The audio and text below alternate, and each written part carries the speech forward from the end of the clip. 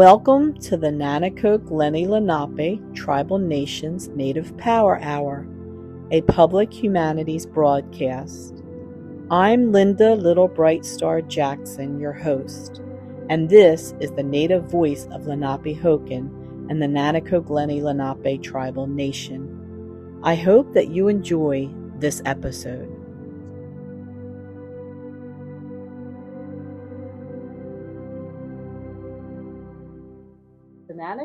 The Lenape Tribal Nation and the Native Power Hour is pleased to welcome Dawn Manyfeathers today with us. Dawn is going to do a presentation for us on the traditional foods Lenape people are eating. Welcome, Dawn. We're glad to have you today. Thank you, and I'm honored to be here. I'd like to talk about the foods that we eat, both traditionally and some foods that we've adopted. Now, I'm going to start out with the fact that a lot of people are like, I'm going to have a traditional Thanksgiving dinner. Well, we could go about the Thanksgiving thing in another direction, but I'm not today. But they're putting out pumpkin pies, they're putting out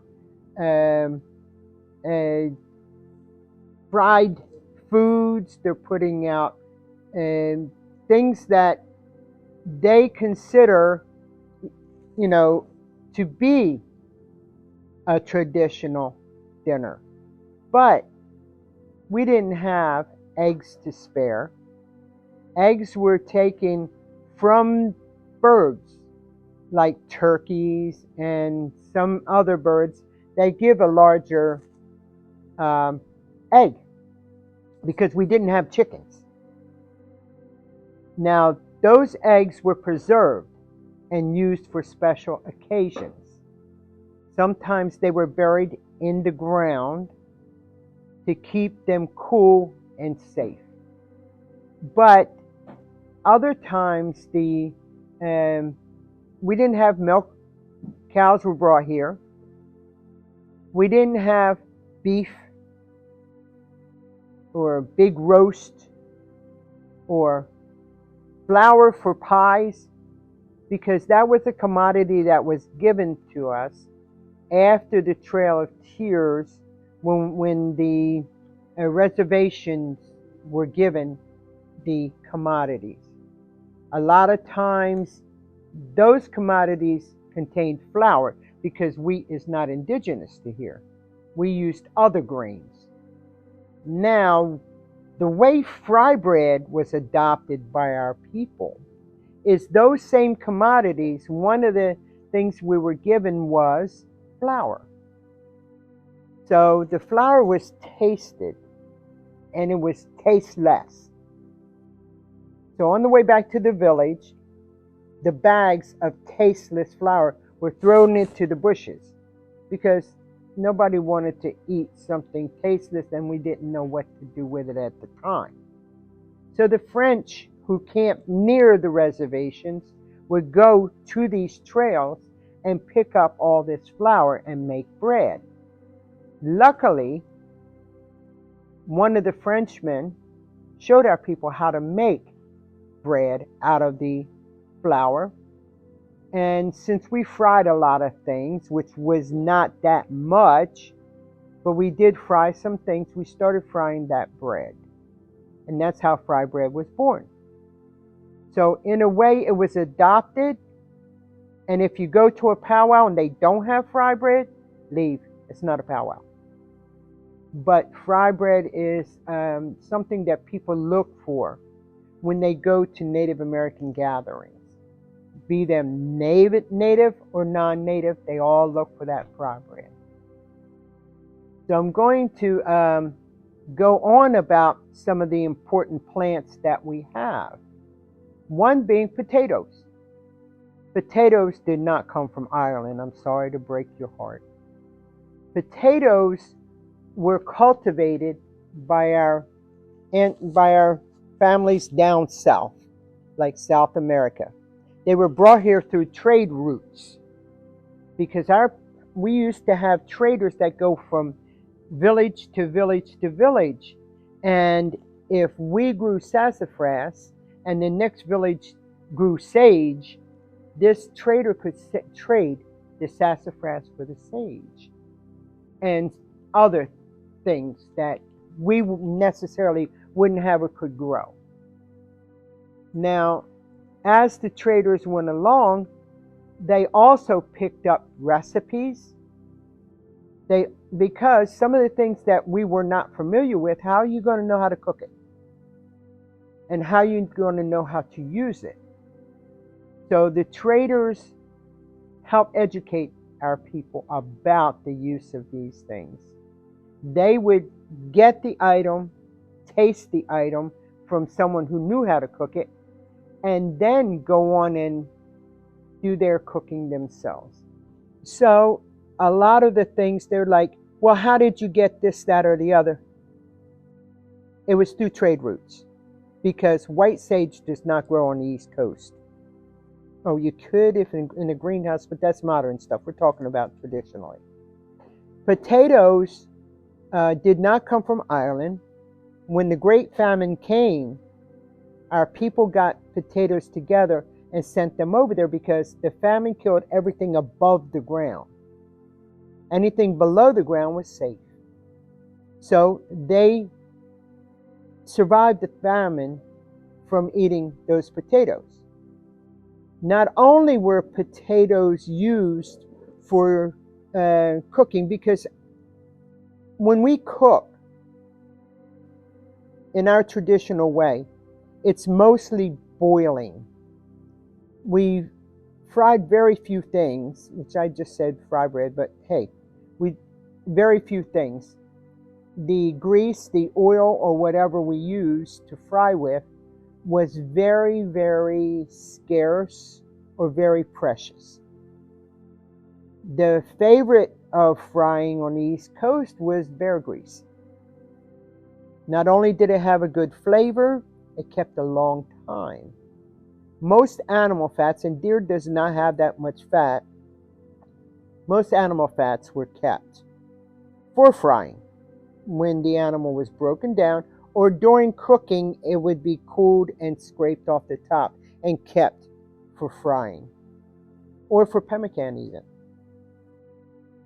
The baking was done in the fire. So the major ways to prepare food for us was baking and boiling. And frying was sort of like a special occasion thing. The potatoes were put in the fire and baked. They were chopped up finely, put into water, and really, really finely chopped up, taken out to be used in a soup, but that water was left and strained, because the white sediment at the bottom was potato starch. That starch was used as a thickener and to help with a binder and things like that. So that's where we got the potato starch from. It's basically the same way with the corn. Corn was not the big fancy ears we get today. It was a few kernels because it's a grass. Corn, not only we used for medicine, we used it to wrap our food in, because sweet corn, or corn in the milk stage, or whatever you want to call it, the fresh corn, that provided a flavor, a nice sweet flavor. So to wrap meat or vegetables in that, and to boil it or steam it, now they say steam, that was something special. And it was one of the things that helped make a staple diet. The ears of corn were used in many ways. Fresh, they were made into like a corn pone or a corn pudding, without milk, of course. We didn't have milk, we didn't have butter, we didn't have cream, but the basic, and we didn't have sugar. the basic corn was seasoned with maybe a little bit of maple sugar if they wanted it sweet, but it was usually served as a savory dish to go with fatty meats. Some of the other ways to use corn is to dry it and grind it. When corn is ground, the really fine pieces go to the bottom, like if it was pounded in one of the big mortar and pestle things. They would go to the bottom, and the corn above it was corn grits, or corn meal is the fine part at the bottom, or corn flour. So you've got flour, which is the very fine, the meal, and then the grits. So it wasn't an act of pounding until we got the corn flour. It was the fact that the corn would separate itself as it went down into the funnel of the pounding log. So these three things were kept separate and used for three different purposes. One of the things that we used to eat, and we still do, and most of the world eats it now, is tomatoes.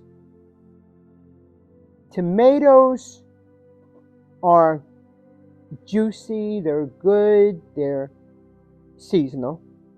But when the Europeans came here, they saw us eating tomatoes. And they're like, oh, they're only eating the red part. Let's get all of it and put it in a pot and cook it.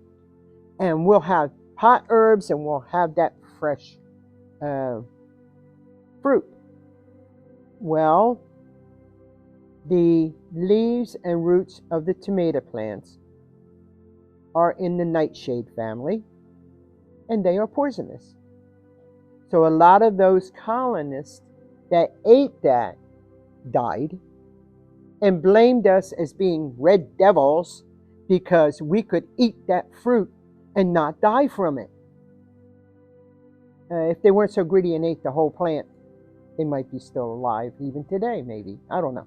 But that was one of the things that they learned by experimenting when they could have just asked. We have not only white potatoes, we've got sweet potatoes. Not yams. Yams are African. They're huge. Sweet potatoes are smaller, and they grow here. There is a plant called a wild yam that can grow enormous, but it's grown from a vine. And that was occasionally dug up. There is white potatoes, which are swamp tubers, like a potato, and those were used as a starch, because starches are carbohydrates. At the time when the villages were very active, they needed those carbohydrates. When they're in the village, the women owned the fields, not just worked them, but owned them. And they weren't the straight line fields that you see today. They were patches here, there, and the other place. Why? Because if a predator or a warring tribe, the Susquehannocks used to come and rob us from our food every fall anyway. Even if it was buried, they find it and leave us with hardly nothing, but enough to keep us going to the next year until they raided, because they were too lazy to grow the stuff. All right? But these fields were taken care of by the women, and they knew where they were. So they weren't that obvious to people just walking through or whatever. To clear a field or to make an area. We're eastern woodland, so there was a lot of woods. One of the ways to clear the trees down, since we didn't have chainsaws, was to band a tree. Now, cutting bark from a tree is useful in many ways, but to band a tree will kill that tree. So you cut a band about a foot high or more all the way around the tree. The next spring, when the sap starts to rise and feeds that tree to let it grow for the next year, the sap will just run out and the tree will die. The following year, you have a dead tree. And some ropes, some strong men pull it over, the roots come up, the tree falls down, and they chop it up to use later for different things. But that cleared that area. The other things that the women would grow, and everybody basically knows what the three sisters are, and they are corn, beans, and squash.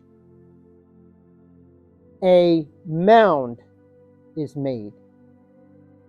In that mound is your fertilizer. Usually it's trash fish or the remains of fish that haven't been used, because we use everything. They go into the mound, and then a few kernels of corn, 3 or 4. As the corn gets about a foot high, your beans are put in that hill. The beans start to climb the corn stalk. As it's growing higher, the beans can grow up higher. Then the squash are planted. Squash have big leaves. They shade the ground so that the water stays in it more and the plant doesn't dry out.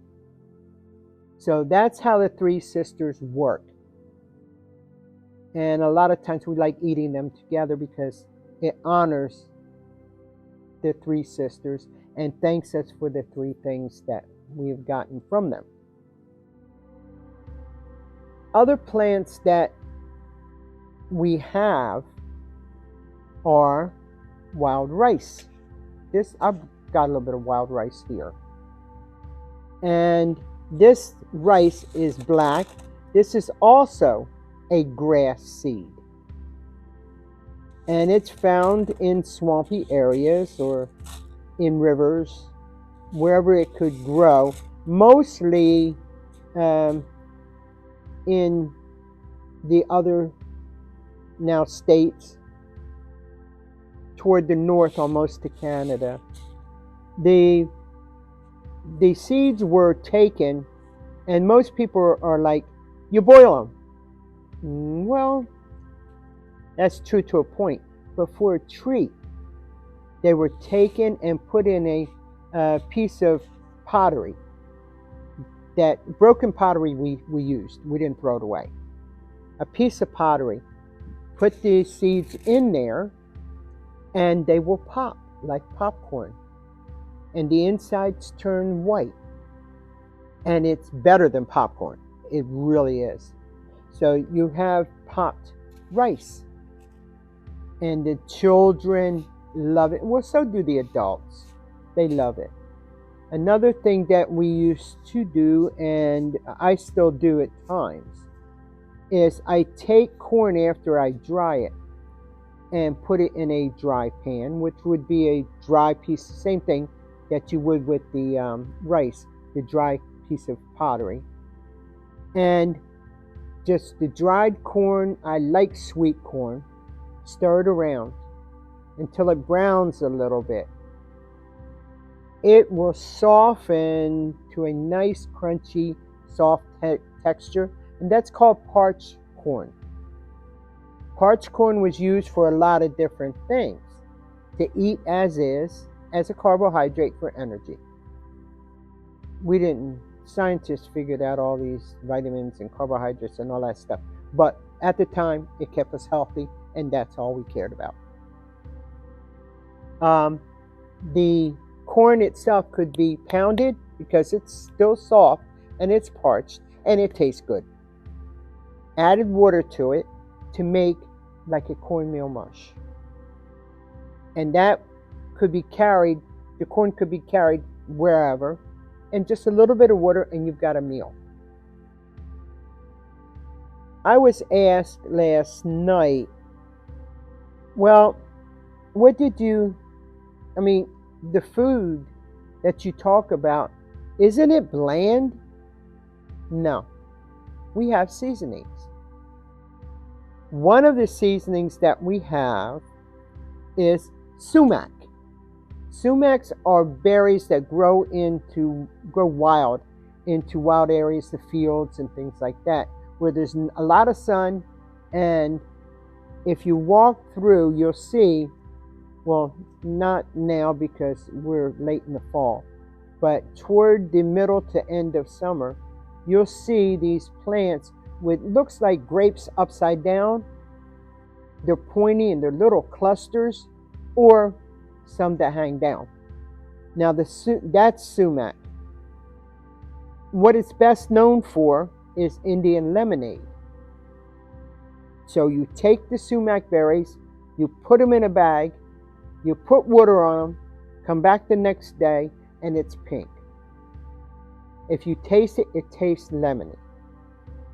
So that was a refreshing drink then. I add a little bit of sweetener to mine because I've gotten used to that. But it's called Indian lemonade. That's not the only use for it. The sumac, since it's lemony, if you add that with some poor man's pepper, which is another weed that grows around, they're little round pieces that grow on a stem, maybe about yay high, about a foot or so high. Then you've got shepherd's purse, which is a substitute for pepper. You mix one or the other with the sumac, and you've got lemon pepper for chicken, fish, or whatever.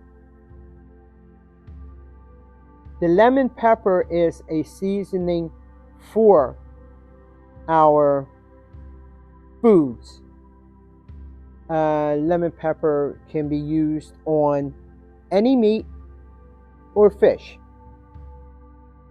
We gathered sassafras leaves. Sassafras doesn't grow all over the United States. It's mostly on the East Coast, from Canada to about North Carolina, Georgia, or whatever. But it doesn't really, it's not really happy with a lot of heat, so it doesn't grow in the hot areas. So through trade routes, that's how they got our sassafras. And there was a tale that I was told that in the times of Columbus, as he was sailing down the East Coast out in the ocean, the sailors smelled the aroma of the sassafras. They followed it in and discovered this country. I don't know. You're going to have to do the looking to see if that's true, but that's what I was told. And I'm told a lot of things. But sassafras leaves were wrapped over meat to impart flavor.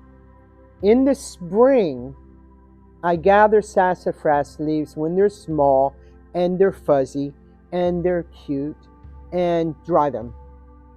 Then I powder them. Now in Louisiana or New Orleans or whatever it is, they call that powder filet. They make a stew.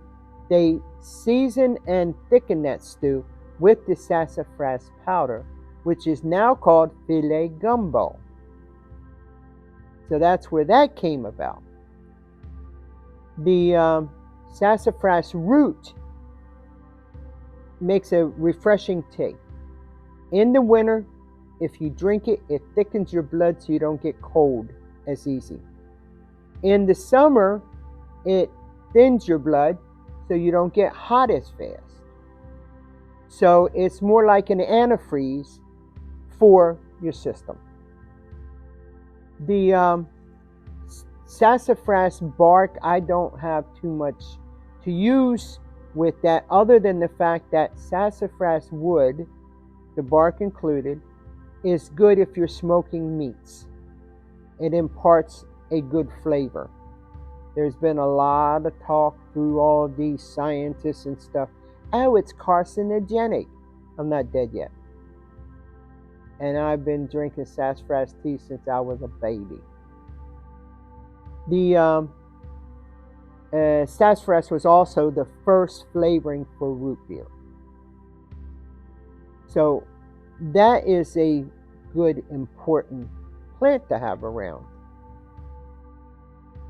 One of the other things is the Europeans used to buy spices and have them shipped here. One of the spices that they would buy is called allspice.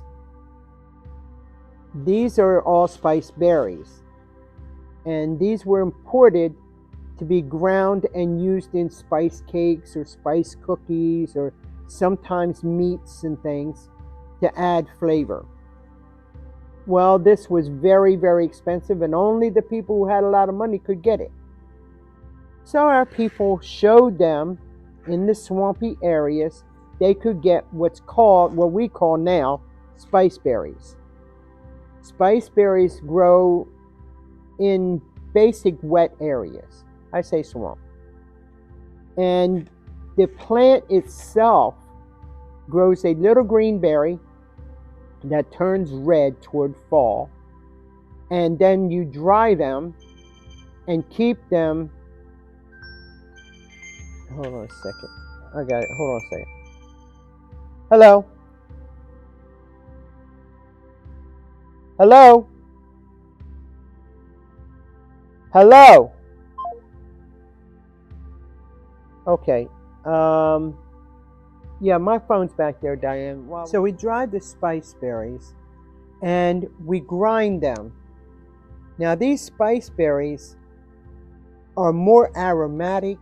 They have fresher oils because they didn't have come all that way across the water for all those months. And we use them in the place of allspice for cakes and cookies, well, small cakes. For anything you would use the allspice for, spice berries could be used. Even though they are way more aromatic, you use a little bit less. Another thing that we use is elderberries. Elderberries, black elderberries grow naturally in the eastern woodlands area on the East Coast. The black elderberries are not only medicinal because they build up your immune system, they're very, very good for making travel food, like a substitute for blueberries or blackberries or strawberries in pemmican. Or you can mix them in with. The only thing about the elderberries, and these are dried elderberries, the only thing about the elderberries is you can use the umbels or the big cluster of white flowers when they come out in the spring. You dip them in batter, fry them up, fry them up, and they make a beautiful fritter. But I leave them go. The flowers will drop off and green berries will emerge. Those green berries, eaten as is, are toxic. So you wait until the berries turn black. And then they're nice and juicy and you can eat them fresh. I save mine by drying them so that I can use them in teas or whatever I need to use the elderberries in. You can even make elderberry jam if you want. So the elderberries are just as plentiful as the other berries in our atmosphere. Now, I originally came from New Jersey. I now live in Maryland. And when I was young, we would gather wild strawberries. Take those wild strawberries and mash them up, spread them on jam just the way they are, and that would be a great treat for us. In Maryland, the wild strawberries taste like gritty nothing, but the leaves are still medicinal, so I don't bother with that, but I do have fond memories of my Jersey wild strawberries. My grandmother used to have us go out and gather blackberries in season, and she would make blackberries and dumplings, and we really loved that. It could be eaten for breakfast, it could be eaten hot, it could be eaten cold, but the blackberries and dumplings were so good. Sometimes my sister wants me to make blueberries and dumplings, which are just as indigenous and just as good. The berries, when you stew them up, when you cook them up, and you use a thickener, like I told you how to make potato starch, you can make cornstarch with fresh corn the same way. Thicken that up and you have a soup that the Cherokee call wajape. It's a berry soup. Now you can dip your fry bread in it. You can eat it as is. You can eat it for breakfast or whatever. Usually our people only ate the most 2 meals a day. Usually one. And there was always a pot of something cooking on the fire, so that if company came, they always had something to eat. And that cooking was something that was boiling, like a soup or stew or something like that. That can cook for a long time and it wouldn't be destroyed. So we welcomed company as long as they were peaceful and offered them something to eat. What better way to seal a friendship than over food? And people like talking over food. The major thing in this area, which is fading away, is cattails. Cattails used to be called the supermarket of the swamp. But years ago, they brought in a plant called Phragmites to help with erosion. And that was an imported plant that is super invasive. So it's beginning to encroach on the cattails areas and wipe out the cattails. One thing about Phragmites, like any other weed, the best revenge is to eat it. So the Phragmites do not have the brown top like you would see on a cattail. They have a plume at the top, which is basically not good for anything. But the roots of the Phragmites can be used the same as cattail roots. Cattail roots can be peeled and boiled and used like potatoes. They're a tuber, and they're available all year round. You break the ice in the winter and they're still there.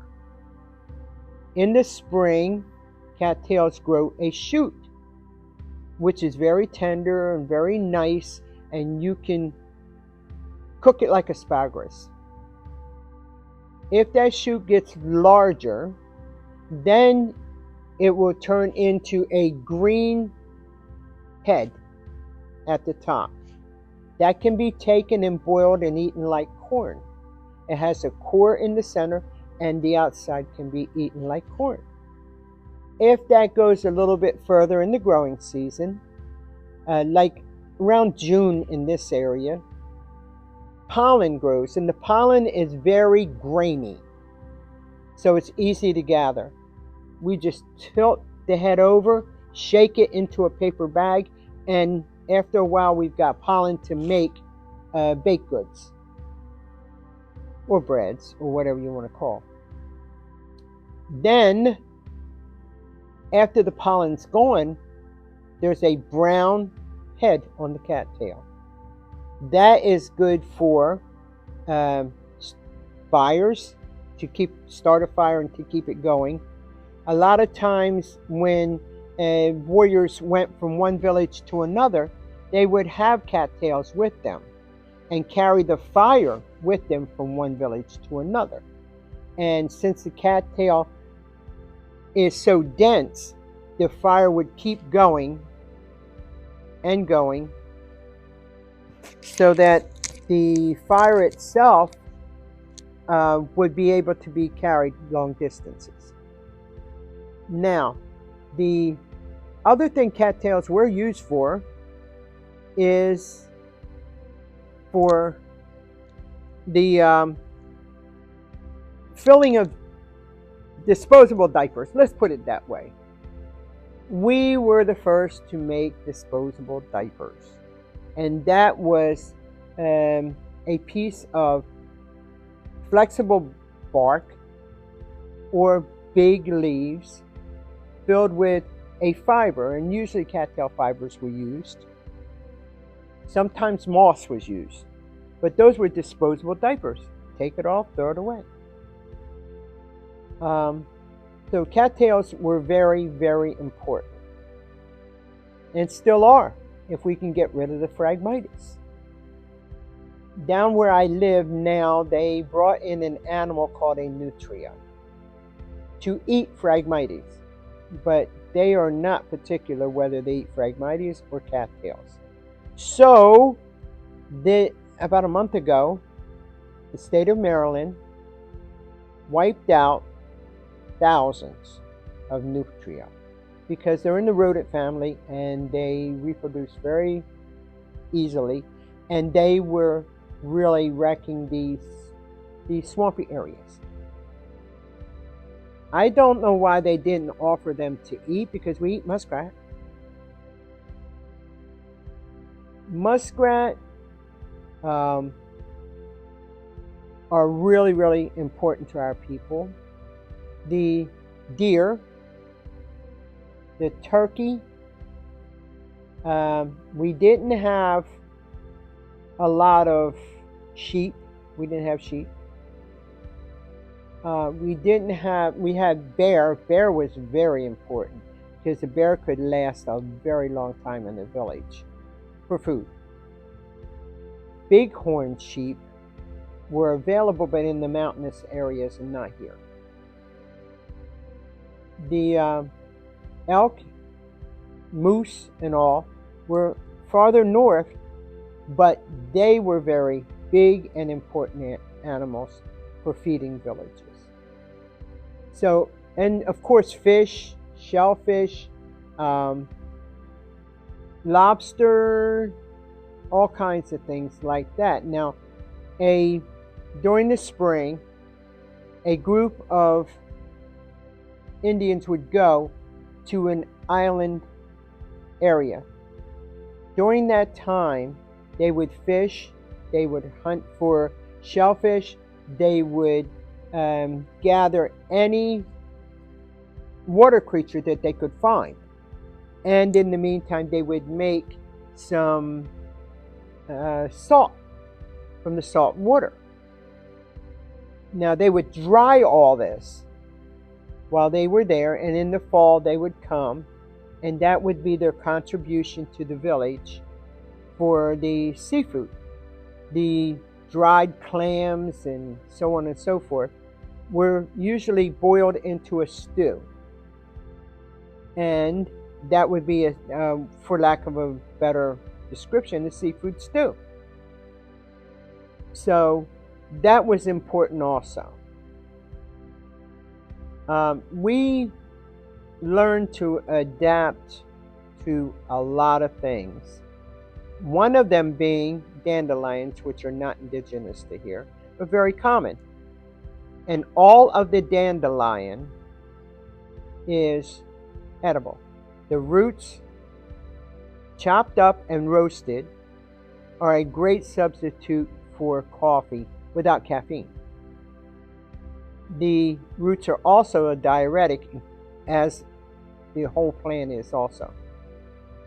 The leaves, when they're young, before the flower comes are good for salad or pot herbs.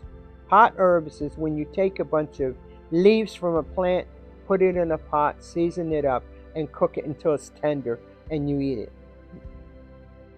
The flower is lemony, so that is added to,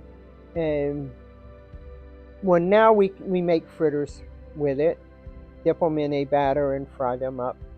But they were used, boiled and used like a vegetable for fatty meats.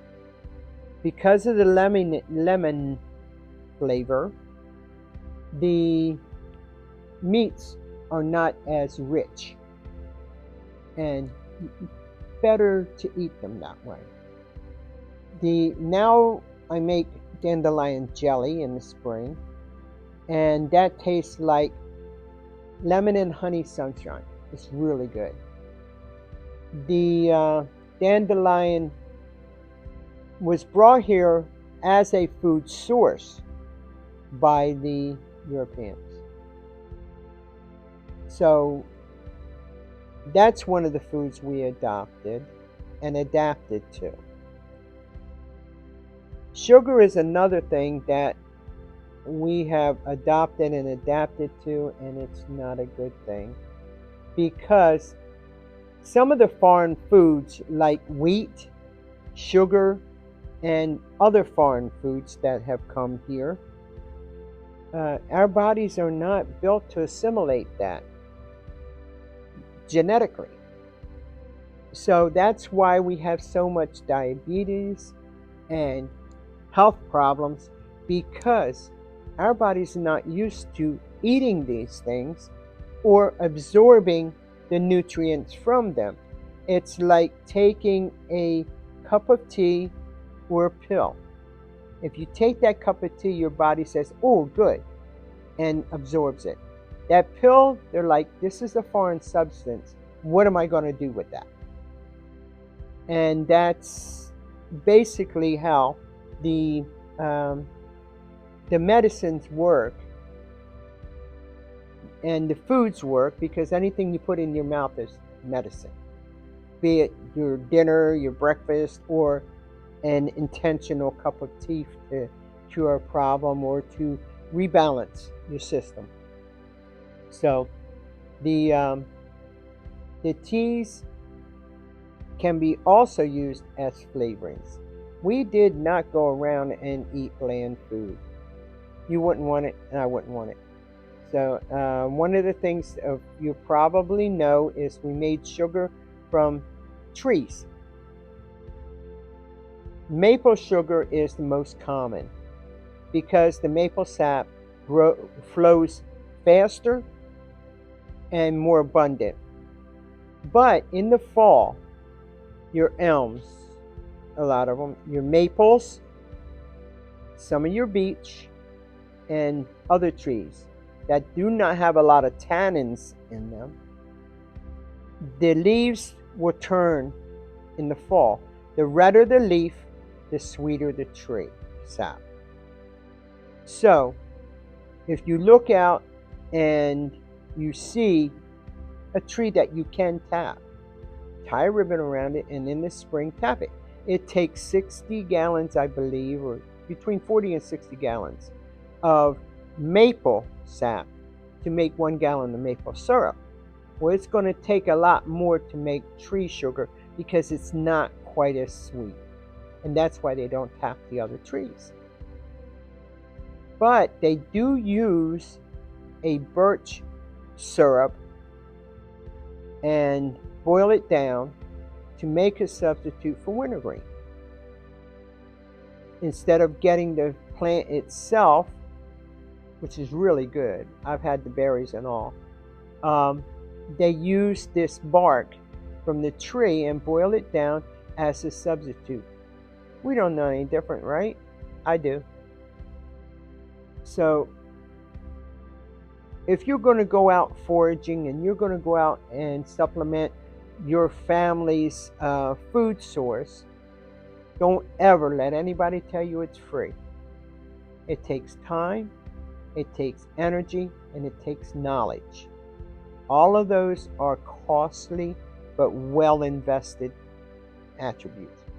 This is just touching the surface of foods that are edible, that can be used in any time, whether it's a survival mode, just sitting down with family, or special occasions.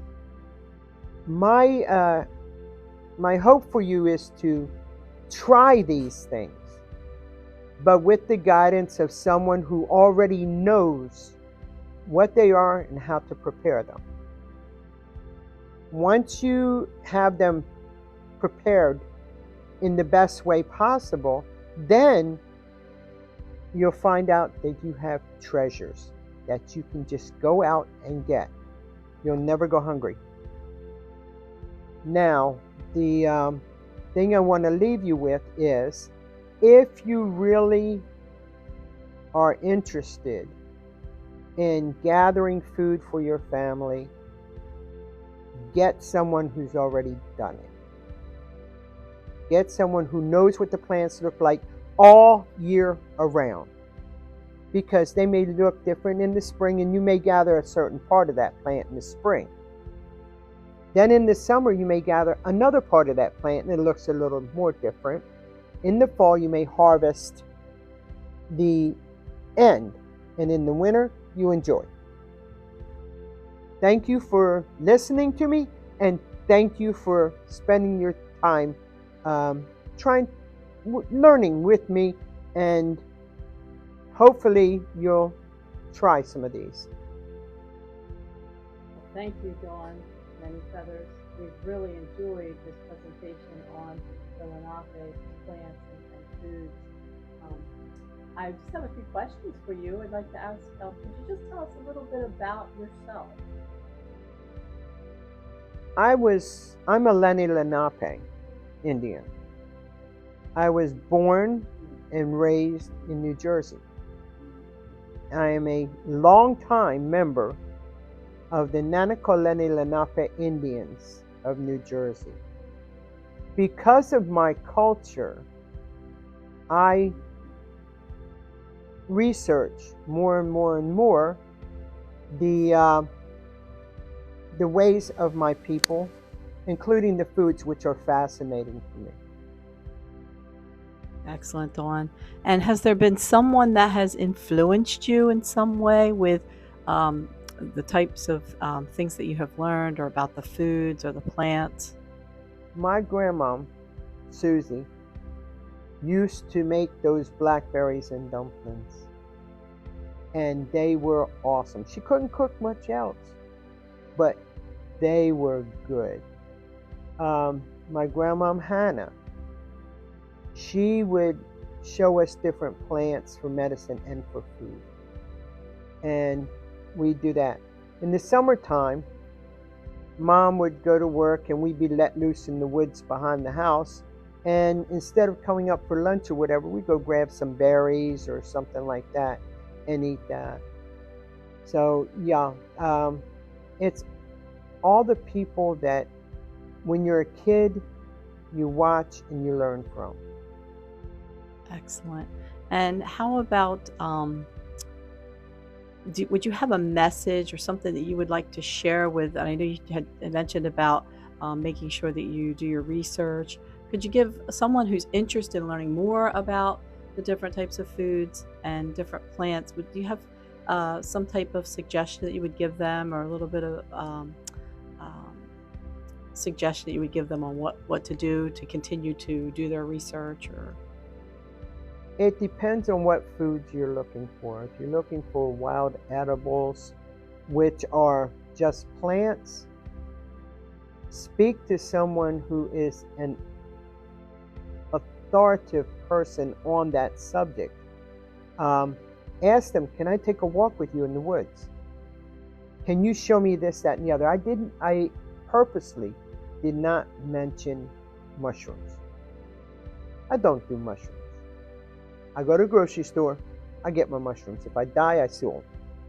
But when you're out, it's too easy to gather the wrong mushroom. Even experts have died from accidentally ingesting the wrong type of mushroom. So I don't deal with that.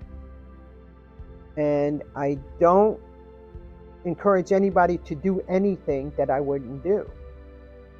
All right? And like I said, I love mushrooms, but I will not go out and forage them.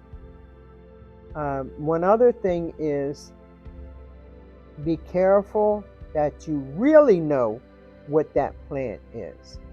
You may want to get a wild carrot, which is Queen Anne's lace. But in a swamping area, there's a lookalike called hemlock. And it's deadly poison. Know what you're doing. Don't depend on books. Don't depend on videos. Don't depend on people's lectures. Go out and touch and feel and taste for yourself. That's the only way you're really going to imprint what this thing is and what it'll do for you. Okay, well, excellent, Dawn. Again, we want to say Wanishi for coming today and sharing your knowledge and all the information that you've shared with us today. We are so lucky to have you here on the Native Power Hour. And again, Wanishi. My pleasure. Thank you.